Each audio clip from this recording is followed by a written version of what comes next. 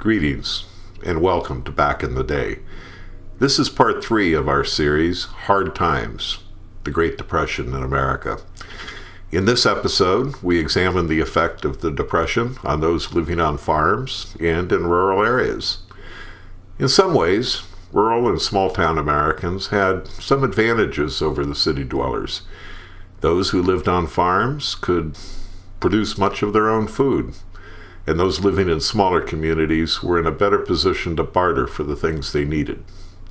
However, this is not to say that life was easy. American farmers were in trouble for years before the Great Depression reared its ugly head. The agricultural industry expanded greatly during the war years in order to help relieve food shortages in Europe. Many farmers went into debt to buy tractors and other mechanized equipment in order to increase production on their land. When the war ended, most of these countries were able to resume crop production, but American farmers didn't reduce the amount of food they produced, which resulted in a huge surplus. This led to falling prices and greatly reduced income for the farmers. Soon, many were unable to keep up with payments on their loans. Many farmers gave up, sold their farms, and moved to urban areas, while others lost their land to foreclosure. The quality of life in rural America decreased throughout the 1920s, while prosperity generally reigned in the cities.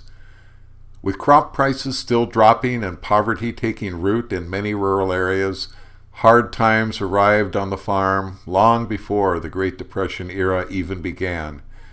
There was too much food and too little money in the system.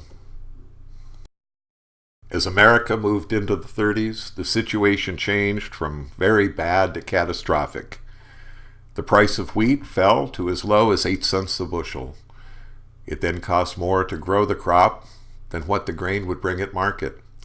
In many rural areas, people took to burning corn in their stoves because it was cheaper than coal. Foreclosures and evictions increased, and many more lost their homes and their livelihood.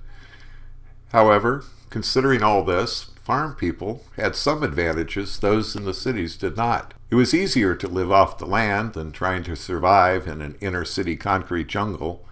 Since there was no shortage of food, few rural residents actually went hungry. Money was less important, as farm produce could be bartered for necessities. It was no picnic, but it was a lot better than starving. With commodity prices falling and debt rising, many farmers believed they had to take action to preserve their livelihoods and survive. One such movement led to the organization of the Farmers' Holiday Association by members of the National Farmers Union in 1932. At that point, farmers had been suffering for 10 long years. The plan was for farmers to refuse to sell their products or purchase any goods or services. Members of the association took a number of actions to maximize public visibility of their plight. In some places, farmers barricaded roads to prevent farm products from getting to market. Foreclosure sales became penny auctions. Organized farmers would arrange to keep bids extremely low, forcing the sale of seized farms for mere pennies on the dollar. The property was then deeded back to the original owners. Dairy farmers were also greatly affected by falling prices and other consequences of a failing economy. The wholesale price of milk had fallen from almost $5 per 100 pounds to less than $2 by 1932. In Wisconsin, affected farmers called for a strike in February 1933, seeking agreement among producers to refuse to sell milk or other dairy products until scarcity could force prices upward. However, not everyone was on board with the plan. Soon, strikers erected roadblocks, seized milk, and dumped it on the roadside. When transporters began using alternate routes, strikers started patrolling the roads, looking for milk-carrying trucks. The protests turned violent. Some milk was adulterated with poisons, such as kerosene. State officials began escorting convoys, and when attacked, attempted to disperse strikers with tear gas. They tried using trains to move the product, but strikers blocked the tracks. During subsequent strikes in May and October, 7 creameries were bombed. National Guardsmen wounded several protesters, killing at least one, and a 60-year-old farmer trying to deliver food to strikers on a picket line was shot and killed by a passenger in a car stopped by the protesters.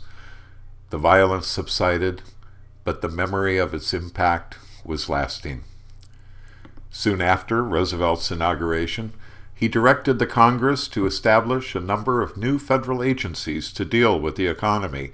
One of these, the Agricultural Adjustment Administration, adopted a policy of artificial scarcity to deal with the food surplus and falling prices. This tactic, which involved leaving crops to rot in the field and killing more than 6 million pigs, was met with some public outrage. As a result of this backlash, Congress created yet another agency, the Federal Surplus Relief Corporation, to try another tactic, the acquisition of surplus product for distribution to local relief agencies and organizations. Prices did begin to rise gradually and reached 1929 levels by 1937. However, the rebound was short-lived. Prices steeply declined during the following years and did not recover until after the attack on Pearl Harbor in 1941. For sharecroppers and tenant farmers, the Great Depression brought yet another sorrow. For decades, it had been a widespread practice for landowners to rent portions of their farms to tenants. This made sense because virtually all of the work required horses, which limited the amount of land that one family could farm. However, this made less sense as motorized tractors became the norm. When the high debt and low prices of the Depression are factored in, it became evident that the old way was not the best way. One family with a tractor could farm 5 times as much land as one could using horses. In addition, the federal agencies created during the early years of the era provided payments to landowners who could then afford to buy a tractor and other equipment. They would often retain one tenant and evict the others. With no other work available, these displaced families were forced to move on with only the possessions they could carry with them. Their plight is covered in detail in our next episode, On the Move. And, as if things weren't bad enough already, those living in the Plain States had yet another disaster to contend with. For decades, farmers removed native, deep-rooted grasses to grow wheat and other crops using deep plowing techniques and other unsound farming practices.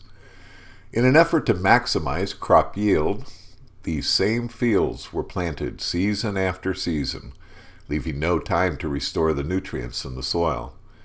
In the 1920s, above-average rainfall and increased use of tractors and other mechanized equipment stressed the land even more. By the end of the decade, many acres of once fertile land was worn out. In the summer of 1930, the region entered a prolonged period of drought.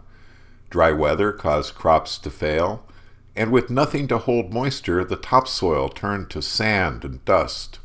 Howling winds swept across the plains, picking up tons of dust. Farms were buried under thick blankets of sand, and thick dust fell on Chicago and other cities as far away as New York.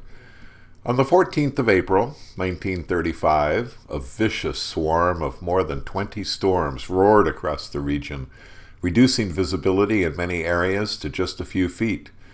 This event, dubbed Black Sunday, was described as darker than the darkest night. Kansas author Avis D. Carlson wrote, "People caught in their own yards grope for the doorstep. Cars come to a standstill, for no light in the world can penetrate that swirling murk." Associated Press reporter Robert Geiger, in Boise City, Oklahoma at the time, coined the term Dust Bowl to refer to the region. In later years, it came to be attached to the event as well. Many families were forced to abandon their farms and seek a better life elsewhere. Seduced by the promise of plentiful work and agreeable weather, thousands of these so-called Okies and Arkies loaded their possessions into old jalopies and headed for the Promised Land. The government responded to the Dust Bowl disaster by initiating soil conservation programs. The Forest Service planted trees on private land to help break the wind. Other agencies encouraged techniques such as contour plowing and crop rotation to help renew the land. Although the government paid farmers $1 an acre to implement these land-saving measures, many were reluctant to try the new methods. Although these efforts did reduce the amount of dust in the air by up to 65%, the land still failed to provide a decent living.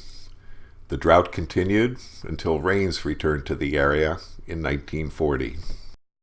Although life was hard, rural citizens still found ways to have fun. Since money was tight, most entertainment and recreation involved activities that required little or no expense. Rural communities, by tradition close-knit and family-oriented, looked to the church and each other to distract themselves from a difficult life. Church socials and community picnics were very popular during the hard years. Since farms produced plenty of food, many activities involved the sharing of meals. Dances, held in barns, parks, and community halls, provided opportunities for young people to socialize and date. Larger events and gatherings, such as county and state fairs, were very well attended. Since these were organized by local communities, expenses could be minimized by sharing resources. Although still a relatively expensive appliance, the price of radio sets declined in the early years of the Depression, and many farms depended upon them for farm and weather reports as well as for entertainment. Even farms without electricity could buy battery-powered receiving sets especially designed for farm use. Since batteries were expensive and often not readily available from local sources, farmers would remove the battery from their tractor at the end of the day and attach it to the radio for the evening. Although there was some relief for farm folk toward the end of the decade, hard times were far from over. Those who headed to California and other western states found new hardships and disappointment. Those who stayed behind continued to struggle to keep a roof over their heads. For the most part, rural Americans of this era exhibited determination, perseverance, and a sense of hope that the future would bring better and more prosperous times. In Part 4, we will consider the plight of those who found it necessary to leave their homes in search of food, shelter, and employment. Be sure to join us. And don't forget to subscribe to the BygoneLife YouTube channel. Until next time.